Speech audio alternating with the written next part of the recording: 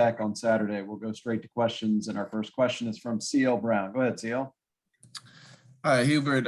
You guys have now played 7 games without Dawson and 9 without Anthony Harris. I wanted to get your take on what you felt what's the biggest impact in terms of the bench in that rotation without Harris and Garcia being in there now. Well, over the last, 7 games, I think we're 6-1. I think our guys have, from a defensive standpoint, for the most part, we've been tied together better defensively. I feel like, our togetherness, our talking has been better. One of the things that I always feel like makes our defense better is when we don't turn the basketball over. I've said before that we've clearly identified our recipe for putting us in a position to be successful, and that's for us getting after it on the defensive end, us rebounding the basketball, and for us limiting turnovers. And when we do those 3 things, it really puts us in a good position whomever we play against. I was really happy with in Florida State, the production off the bench. I think we had, with the combination of Puff and Kerwin and Dontrez, we scored, I think those 3, 22 points off the bench. And so that type of production, not just in points, Puff Johnson stepped up and took a charge, just the offensive rebounding, second chance opportunities, the energy and effort off the bench really helps out our starters that, for the most part, throughout the entire season, they've played a lot of minutes. And with Kerwin, what would you say is kind of these last 2 games? To me, he seemed like he's been more aggressive offensively and making himself a player out there that you have to guard. Is that a result of a Hubert Davis talk with him, or is that just something that he finally kind of broke out? Because I felt like for a while there he was playing without making himself a player, if that makes sense. Well, no, those are conversations that we've had a lot and consistently throughout the season. One of the things that I told Kerwin was, like, last year he wasn't on anybody's scouting report, so he was getting wide open, spot up threes anytime that he wanted to. Towards the later the season, teams started to play him a little bit differently. But going into the season this year, I told him rarely will he ever be left open, because, coming into the season, he was the only one that was, percentage-wise was making threes. And so for him to be effective on the offensive end, he had to be aggressive. He's got to move without the basketball. He's got to aggressively come off of screens. He's got to put the ball on the floor. He's got to attack the basket. He's got to get to the free throw line. And so I agree with you. Over the last couple of games, he's been doing that more, and as a result, he's been better offensively. I like it. All right, our next question is from Michael Coe. Go ahead, Michael. Hey, Coach, I wanted to ask you specifically about Ant. I know he's obviously not playing on game days, but what has he brought to the team, just being at the games with the guys on the bench and still practicing with the team? Obviously, what has he brought to you guys, and how have you been using it? Well, he what he brings to the team is what he brought to the team when he was playing. I mean, he's his personality in the locker room is unbelievable and awesome. His competitiveness in practice and preparing our guys for games has been fantastic. His support on the bench in practice, celebrating the success of his teammates and his friends, has been a great example to our guys that, even in times where things aren't going your way, that you can still celebrate the success of others and you can still be a huge impact, and I really believe the time that he has been out, he has been a major factor in us, in our preparation and in our play, allowing us to be successful. And I'm so glad that that Ant is a part of this program. Our next question is from Jordan Kramer. Go ahead, Jordan.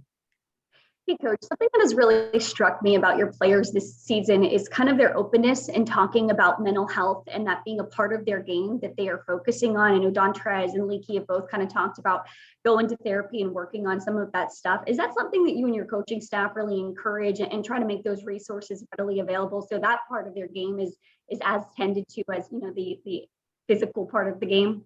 Yeah, well, those are things that we talk about a lot as a program and as a team. But I think it really generates from the relationships that we have, you know, not just amongst the teammates, but also, you know, the coaching staff. You know, I've said this before that, you know, our guys stop by, they're required to stop by the office 3 times a week, and we can't talk about basketball. And so they stop by the office and we talk about a number of things. And I really believe the time shared with them off the court and them seeing us as fathers, as husbands, as not just coaches, and just the communication that we have with our players allows them to be open and vulnerable. I'm glad that they're talking about the things that they are working through and working on. I think that's very important to be able to have a voice and feel comfortable to be able to use that voice. And I'm very proud of our guys for being able to do that. And our next question is from Andrew Jones. Go ahead, Andrew.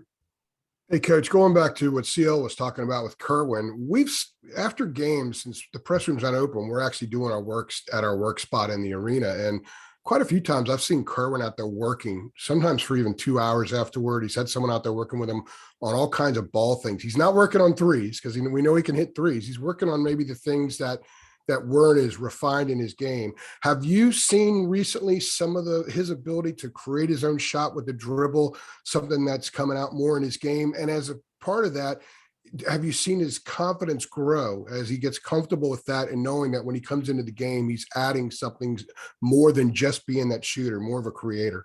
Well, one of the things that, you know, not only for Kerwin, but for everybody that I tell the players is, like, I want basketball players. I don't want specialists. I don't want 3-point specialists or defensive specialists or energy and effort specialists. I want basketball players. So in regards to, you know, the only difference between Kerwin and Armando is size. I want them to be able to handle the basketball, distribute, rebound, defend, shoot the ball, make threes, get to the free throw line, make energy and effort plays. And that's one of the things that consistently that I have told Kerwin is I don't look at him, nor do I want him to just be a shooter. I want him to be a basketball player. So, like, if your shot's not going in, what can you do to add benefit for our team to be successful out there on the floor? And, you know, with Kerwin's size as a wing player, I think he can be an excellent defensive player. I think he can distribute the basketball because he's a willing passer. I think he can handle the basketball. I think he can rebound. And those are things that I think can be a huge impact from a positive standpoint for our team, in addition to his ability to shoot the ball from the outside. And with respect to Dontrez, is there something specific in a basketball sense that he's done lately in practice that's earned him a spot in the first half of the last 2 games? And did he do enough in those stints on the court that you anticipate maybe first half part of the rotation is something you see from him moving forward? Well, Dontrez has been great all season. And, you know, it's always an adjustment for any freshman, you know, going from high school to college, and especially playing at this level and just learning to the attention to detail and how every possession counts on both ends of the floor. The reason why, you know, Dontrez lately has gotten more playing time is because he's played really well at practice. I know it sounds like simple, but it really is. If you play well at practice, I'll play you. And if you play well at practice and I put you in the game, I'll play you. And if you play well in the game, I'll keep you in the game. And so there's no difficult formula other than that. You know, the guys that get on the court are the guys that practiced really well, and the guys that get the most minutes are the ones that play well when they're out there on the floor. And that's what Dontrez has been doing over the last couple of weeks. And I was really, really happy for him for how he played against Florida State. And we really needed it. His level of athleticism is something that we don't have a lot of. and against Clemson and also against Florida State, he played extremely well. Thank you. All right, our next question is from Craig Meyer. Go ahead, Craig. Yeah, Hubert, I'm sure that you understood when you were first named head coach, the challenge, or I guess the difficulties of succeeding someone like a Roy Williams. But what have you encountered in your time as a head coach so far, if anything, that you couldn't have really prepared for, or I guess fully understood? Wow, that's a, I don't know. I don't know really how to answer that. One of the things, people say, is there anything that's been something that you didn't expect? Is there been any challenges as a head coach? And there hasn't been any challenges, and there hasn't been necessarily any surprises. There has been differences. Obviously, there's a difference between making suggestions as an assistant coach and making decisions as a head coach. But, this is the first time that I've had the spotlight on me in two different areas. Number one, with social media. When at my time in, the NBA and when I was with ESPN, there was no Instagram, there was no Twitter, there was no TikToks, there were no camera phones, there was nothing like that. And then this is the first time where I've been in the limelight, where my family has been in it as well. So my career at, in the NBA, that's me. When I was with ESPN, that's me. As an assistant coach, that's me. And now this is the first time where, my wife and my three kids, they go to school, my wife goes to the grocery store, and now the camera is on them. And so that's the biggest difference. For me being a head coach has been the, social media.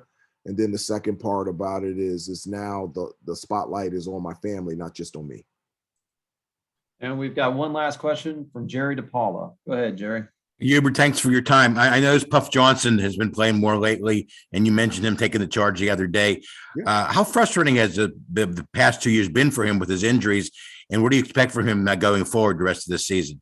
Well, Puff is, it's been hard for him. He's always wanted to be here at Carolina, has always wanted to be out there on the floor, and, physically just hadn't been able to do that because of injury over the last couple of years. And so it's been a fight. It's been a struggle. It's been hard at times to hang on to hope that he would get a chance and would get an opportunity. And I'm just so happy for him for continuing to fight and to work hard and to put himself in a position now that he's able to get out there on the floor. And, one of the many things that I love about Puff is he just plays hard. He's not weighed down by minutes or when you put him in, how you put him in. He just wants to be in. And every time he's been on the floor, he has done something that has positively helped the team, whether it's dive on the floor, take a charge,